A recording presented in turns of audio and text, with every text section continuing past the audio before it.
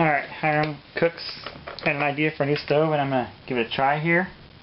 I took a similar type can to his. This is actually a Red Bull can. It's a little lighter.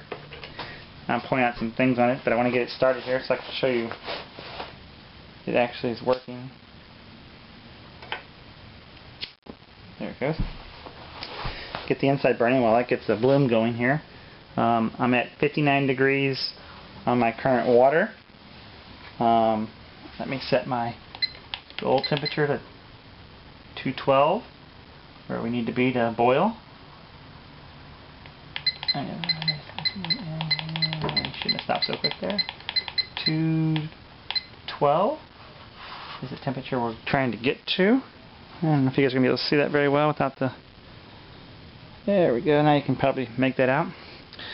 Get that boil just about going there. Now on this stove you don't need to let it bloom all the way, as he mentioned. You just need to let the alcohol, I'm using the heat in the yellow bottle, come to a boil, which is actually I think 95 degrees is when that hits a boil, is the alcohol, maybe just a little over that.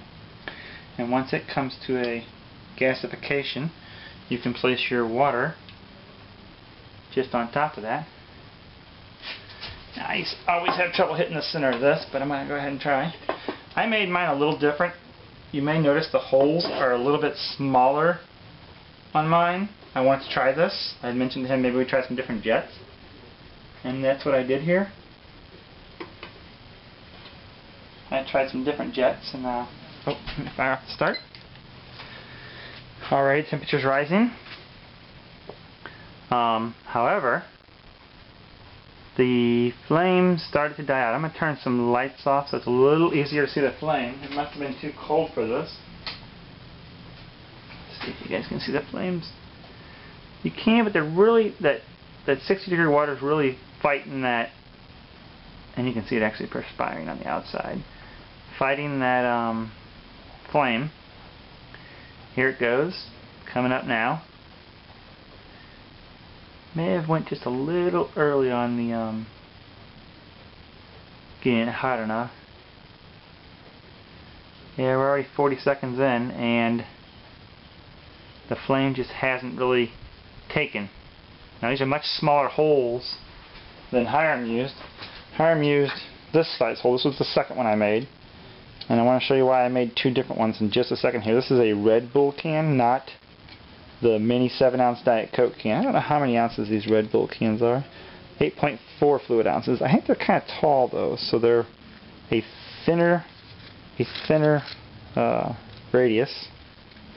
Thinner may not be the word.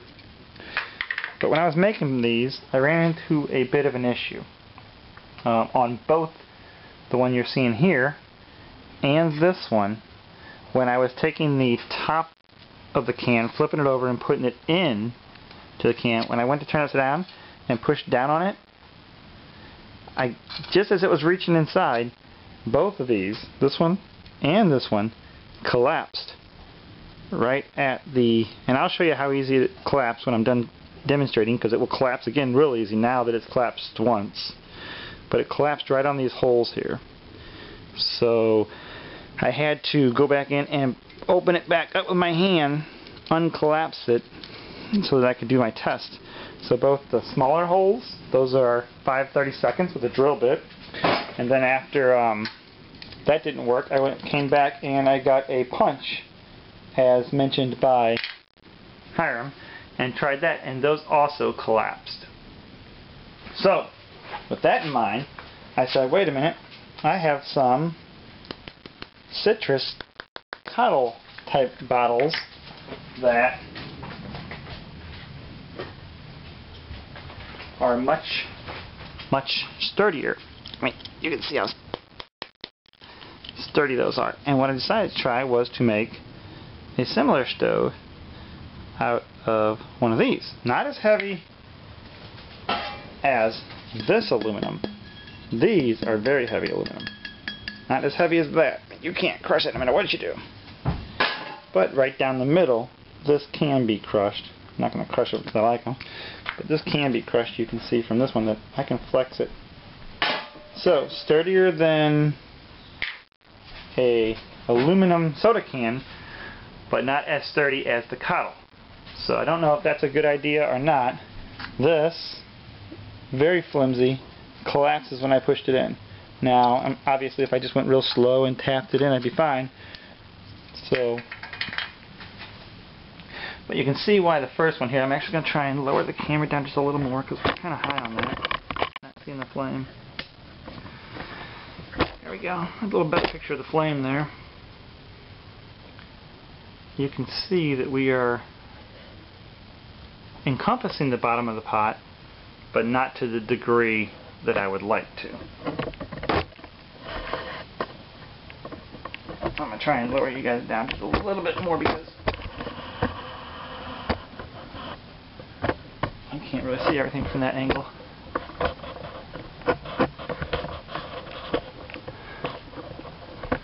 There we go, there's a little better angle on it for you guys.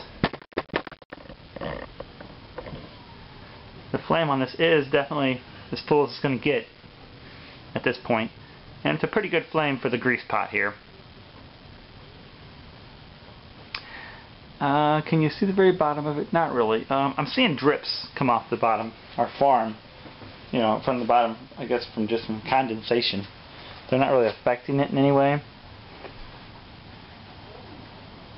What are we at? We're at 4.5. I think Hiram, with his bigger holes, got there in 450 maybe, I'm not really sure. 430. We're only at 146. I put about an ounce of fluid alcohol in this. That's just a guess. I don't have an exact measurement on that.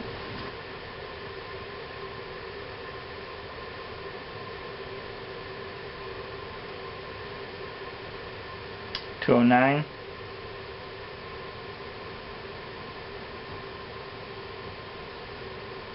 $210.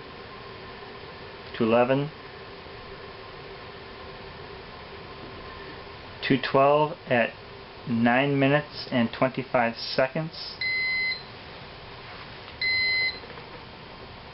And it's oddly enough, I think my fuel is actually dying off right now.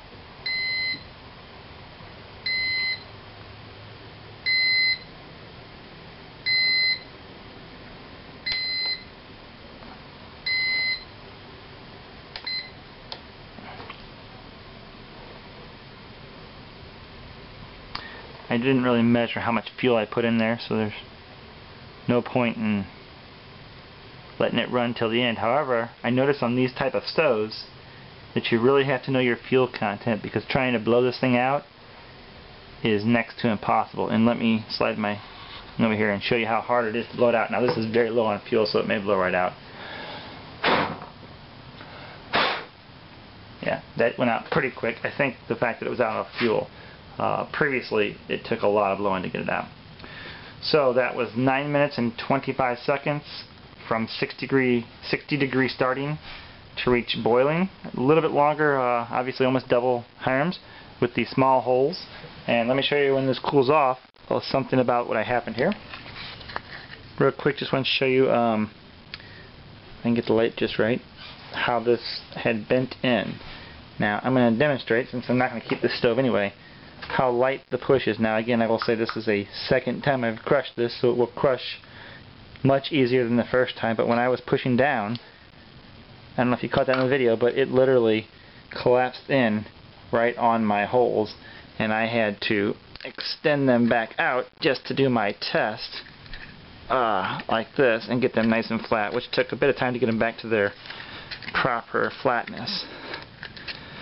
But that was its weak point, was right where the holes were. So just keep that in mind. If you're making one of these, don't push down too hard. You'll collapse it. Did the same thing with this one. Went to make it, push down, collapse right where the holes are. Okay, we'll move on to another test here. Thanks for watching. Thanks for the great idea, Hiram. I'm going to keep working on it. I might need to try a little bit thicker aluminum, and I want to show you the grams on these comparably. These are much lighter than what you were using as well. I think this is 5.4 grams, and that may be why it's so flimsy, because the aluminum's much lighter.